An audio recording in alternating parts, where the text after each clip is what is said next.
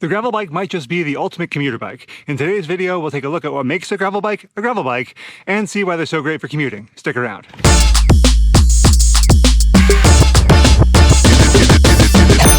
Yo, it's Ivor. If you've been around this channel for a while, you'll know that my relationship with my gravel bike has been, shall we say, on again, off again. And for the last year or so, we were on a break! I've been riding mostly my Ethos, even on gravel. But lately I've been riding the gravel bike again, particularly to work, and I've come to realize that it might just be the ultimate commuter bike. And if we're going to talk about why a gravel bike might be the best bike for commuting, why not do that while commuting on a gravel bike? The eagle-eyed among you will have noticed that I'm not riding on gravel. To that I would say two things. First, wait for it. And second, a gravel bike is great for more than just gravel.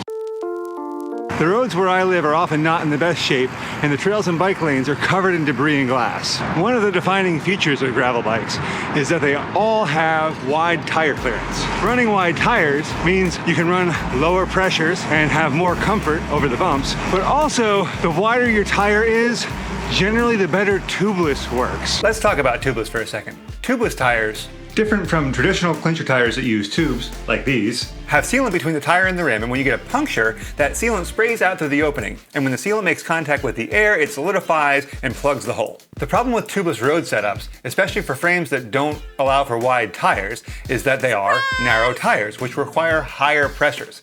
And that higher pressure forces the sealant out through the puncture before it has any chance to seal. So you end up making everybody behind you on the group ride mad because you sprayed them in the face, and you don't get the benefit of your tire having sealed with the sealant. Gravel tires, on the other hand, are much wider and have a much better chance of actually sealing. And as an added bonus, gravel tires often have beefier tread or even knobs, which add an extra layer of puncture protection.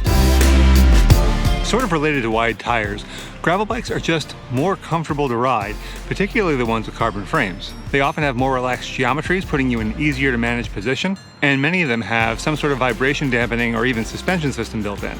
This does a great job of mitigating some of the roughness from the trails, but it also is really good at reducing or eliminating the road buzz that you might get from a stiff bike running high PSI road tires.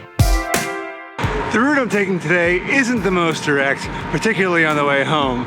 But I'd argue that that's kind of the point. Between the wide tires, the compliance, and the overall capability of the gravel bike, you've got the ability to choose more routes more comfortably.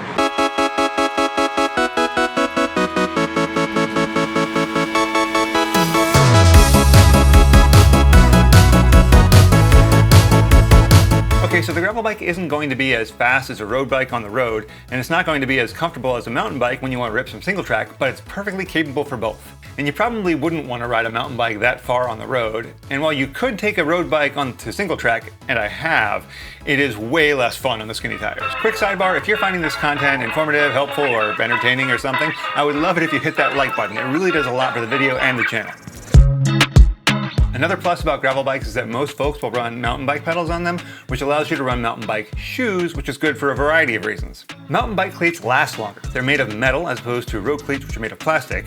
And they also sit back into the shoe, allowing you for a much more stable platform to walk around on, as opposed to feeling like you're on tap shoes when you're wearing road cleats. And yes, you could put mountain bike pedals on a road bike, and if you only had one bike and you were going to commute on it, I guess it's what I would recommend that you do. Many gravel bikes are loaded with mounting points. You'll find bosses on the top tube, the fork, the underside of the down tube, basically everywhere, and this is great for commuting. It'll allow you to run a rack and panniers if you want, or fenders or mud guards, or maybe even some sort of a top tube bag to hold your snacks or tire repair kit. But I want to hear from you. Do you have a gravel bike? Do you commute on a gravel bike? Do you commute to work at all? If not, why not? Still not convinced whether the gravel bike is the right bike for you to commute on? Why don't you check out this video where I go into detail about whether or not you should get a gravel bike. But that's all for now. Thanks for watching, and I'll see you in the next one.